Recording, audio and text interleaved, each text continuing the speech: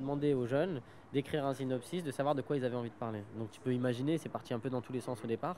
C'était très silencieux le premier atelier, et au bout du deuxième, c'est parti, les idées fusaient. Et c'est ça qu'on aime en fait dans ces quartiers-là. Je dis pas que c'est ailleurs en France, c'est pas comme ça, mais il y a tellement de choses à dire, tellement de choses à faire, et une grosse générosité que nous on peut puiser là-dedans. Donc moi mon travail avec Aïcha, ça a été de les orienter, de leur dire attention, vous n'avez pas un sujet là, vous en avez trois.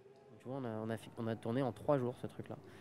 Et là, les choses se sont organisées de manière un peu plus freestyle. On a fait une espèce de casting, mais à l'intérieur du groupe.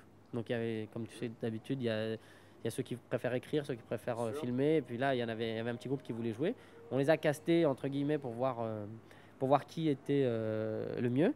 Et après, on s'est donné rendez-vous et on a regardé tout le casting ensemble. Donc, c'était particulier et c'est eux qui ont choisi. C'est vraiment eux qui ont écrit. On a développé ensemble et on se donnait rendez-vous et ensuite on discutait les choses, on prenait les meilleures idées et à la fin on s'est arrêté sur un scénar. Et donc on s'est vu, je sais pas, je dirais une dizaine de mercredis, mais au début je te dis c'était beaucoup de discussions et puis après petit à petit on a décidé de construire la trame du scénario.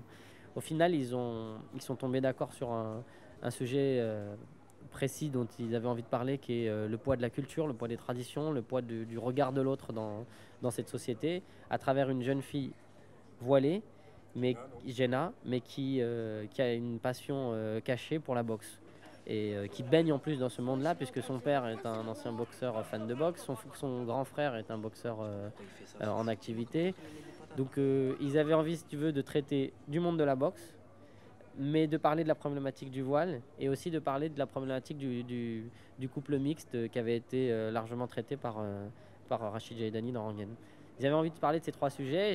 On n'a pas réussi à leur faire prendre un sujet pour le mettre en lumière.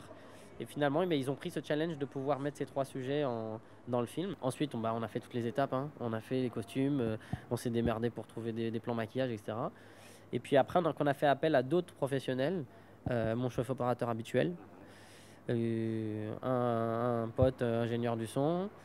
Et puis on est parti en tournage avec les moyens du bord et avec un petit peu de matériel. On a tourné et puis ensuite on est rentré en post-prod. Franchement, hein, jusqu'ici, je crois que j'en avais jamais fait d'aussi bien rodé dans le but de ce genre de film. Le but de ce genre de film, c'est, pour le coup, c'est pas du tout le résultat, mais c'est l'aventure que ça a été et savoir ce que les gamins en ont tiré.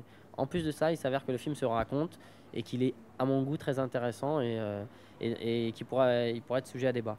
Donc, ouais, c'est magique. Quand ça se passe comme ça, c'est magique. Franchement, c'est top. S'il y avait une définition d'une pépite du cinéma, là, on l'a.